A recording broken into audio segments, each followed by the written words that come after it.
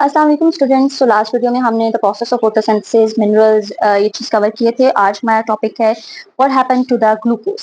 Glucose में actually होता क्या है। मैंने आपको लास्ट वीडियो में बताया ग्लूकोज क्या है। It is a sugar. तो यहाँ पे भी लिखा है glucose is a type of sugar. ये एक शुगर की टाइप होती है।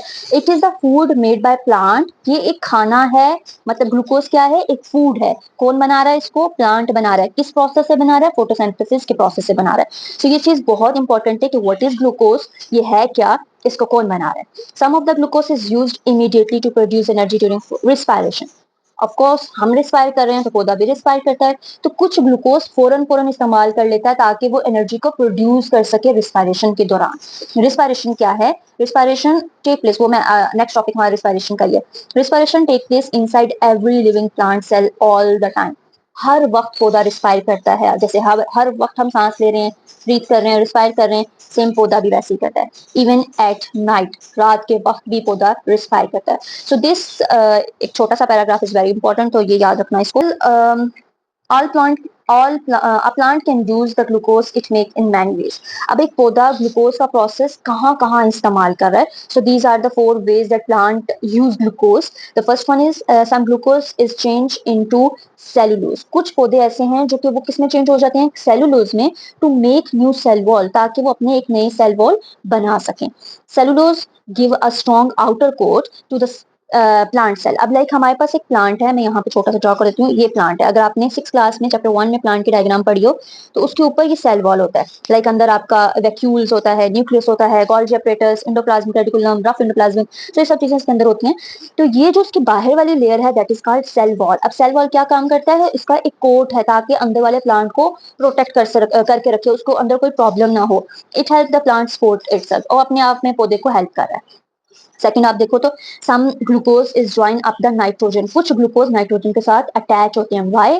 टू मेक प्रोटीन, ताकि वो प्रोटीन बना सके। Nitrogen come from the nitrate in the soil which are taken up the solution by the roots. अब ये नाइट्रोजन का प्रोसेस कहाँ से आ रहा है? नाइट्रेट से आ रहा है। और वो कहाँ से आएगी? जो हम रूट्स में पीछे मैंने लास्ट टॉपिक में लास्ट वीडियो में डिस्कस किया कि वो नाइट्रेट इस्तेमाल करें ताकि वो मिनरल्स जो हम लोग ले रहे हैं, जो पौधा एक ले रहा है मिनरल्स का प्रोसेस, वो नाइट्रेट इस्तेमाल करे। सो वो रूट से ले रहा है। थर्ड है some glucose will be change into starch. कुछ ग्लूकोज स्टार्च में चेंज हो जाते हैं टू, और या तो फिर ऑयल में हो जाते हैं, या फिर कुछ रूट्स में स्टोर हो जाते हैं। स्टेम्स, सीड्स एंड फूड, मतलब इन सब चीजों में कुछ हमारे पास ग्लूकोज चेंज हो जाती हैं व्हेन इट इज नीडेड। जब पौधे को जरूरत होती है तब वो वापस शुगर में चेंज हो जाते हैं। लाइक कहने क्या, वो क्या कह रहे हैं कि ग्लूकोज चेंज हो जाता है स्टार्च में, ऑयल में, या फिर वो रूट में स्टोर हो जाता है, स्टेम में चला जाता है, लेकिन जब जरूरत पड़ेगी तो वो वापस शुगर बन जाएगा। To make chlorophyll magnesium is join the glucose. अब हमने पीछे नाइट्रेट और मैग्नीशियम दोनों पढ़े थे। तो ये क्लोरोफाइल मैग्नीशियम में जो बनता है ताकि वो ग्लूकोज से जुड़ सके। Like other minerals, magnesium come from the, magnesium भी कहाँ से आ रहा है? सॉइल से आ रहा है। And it is taken up with water by the root. और वो मैग्नीशियम पौधे में कैसे जाएगा? वो वाटर के साथ ऊपर सोल्यूशन बना के फिर जाइलम की ट्यूब से ऊपर जाएगा। So this is your topic of glucose. Side boxes is very important. बार बार मैं डिस्कस करती हूँ कि साइड बॉक्स बोलती हूँ, साइड बॉक्स करने लाजमी है। The process by which plant use energy to make minerals. वो प्रोसेस जिसमें पौधा एनर्जी का इस्तेमाल करे ताकि मिनरल्स ऊपर जा सके इनटू देयर सेल, हर सेल में। वो प्रोसेस कहलाता है एक्टिव ट्रांसपोर्ट। अभी आपकी फिल इन द ब्लैंक्स भी आ सकती है कि the process by which plant use energy to make minerals into a cell is called dash, that is active transport. Okay done. The next topic is respiration in plant. पौधा respire कैसे करता है? Okay मैं जरा अपना tripod set कर लूं। Okay respiration in plant क्या है? Respiration is a release of energy. Okay respiration क्या है? Respiration is a release of energy from the breakdown of glucose in the cell, living cell. Respiration क्या है? जब energy को रिलीज किया जाता है, जब ग्लूकोज को ब्रेक डाउन किया जाता है लिविंग सेल में। एंड ये जो सारा केमिकल रिएक्शन हो रहा होता है ये माइटोकॉन्ड्रिया में हो रहा होता है। So this process is called respiration. All cell including plant cell must respire. हर पौधा, हर प्लांट का सेल रिस्पायर करता है in order to produce the energy. Like अब पौधा रिस्पायर क्यों करेगा? Because it have to release energy. उसने क्या रिलीज करना है? उसने एनर्जी को रिलीज करना है। That's why it's respire. That need for everyday life, जो उसको हर रोज जरूरत होती है। Respiration usually involve that intake of oxygen and the production of CO2। हम भी सांस ले रहे हैं ना, हम अंदर क्या लेके जा रहे हैं? ऑक्सीजन, एंड बाहर प्रोड्यूस क्या कर रहे हैं? CO2। सेम ये प्रोसेस पौधा भी करता है। पौधा हमें CO2 ऑक्सीजन देता है, CO2 लेता है, बट रात के वक्त वो ऑक्सीजन लेता भी है। Remember okay, so respiration that involve oxygen, वो जो रिस्पायर कर रहा है जिसमें क्या इन्वॉल्व हो ऑक्सीजन, उसको हम बोलेंगे एरोबिक रिस्पायरेशन। एरोबिक का मतलब विद एयर, जिसमें हवा हो, एंड वो रिस्पायर करना जिसमें हवा ना हो, विदाउट ऑक्सीजन, जिसमें ऑक्सीजन ना हो, that is called an aerobic respiration. The difference याद रखना इनका कि एरोबिक और एनारोबिक क्या होता है।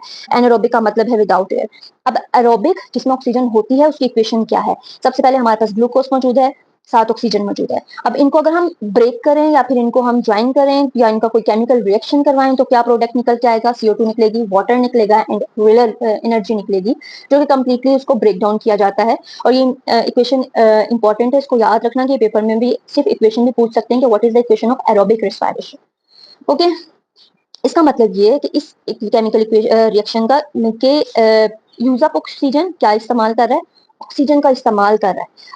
एरोबिक का मतलब क्या था? जिसमें ऑक्सीजन शामिल हो। तो यहाँ ऑक्सीजन का इस्तेमाल हो रहा है और निकल क्या रहा है? CO2 and water and energy, यही लिखा हुआ है। Plant obtain the gases that needed and get rid of the ones that do not by exchanging them with the surrounding air. Okay, so this is your aerobic respiration. और respiration का process क्या होता है?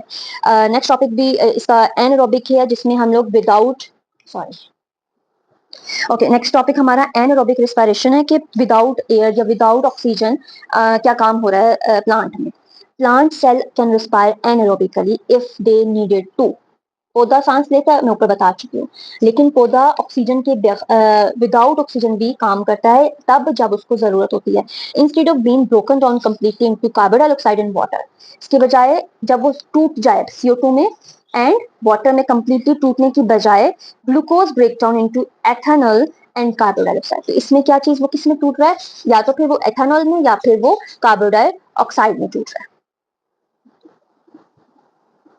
Ethanol is short of halfway storage become between glucose and carbon dioxide and water. अगर आप देखो ऊपर हमने एक इक्वेशन में पढ़ा था कि ग्लूकोज और ऑक्सीजन विद ऑक्सीजन में ये था और वो CO2 प्रोड्यूस कर रहा था।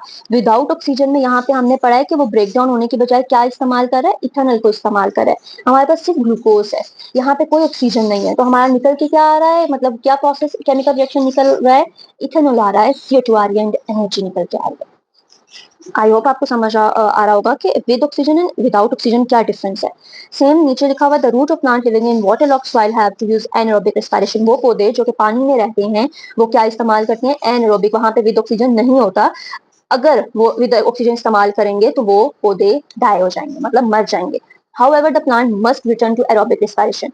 Anaerobic यहाँ पे है ना, लेकिन यहाँ से पौधा aerobic में भी शिफ्ट हो जाएगा before the level of ethanol in cell become too high and kill them.